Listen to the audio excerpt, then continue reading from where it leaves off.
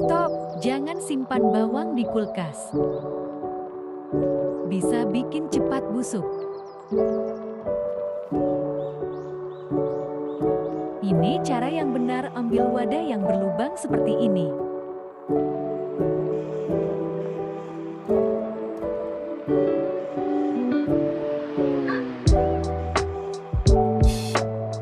Kemudian letakkan bawang, simpan di suhu.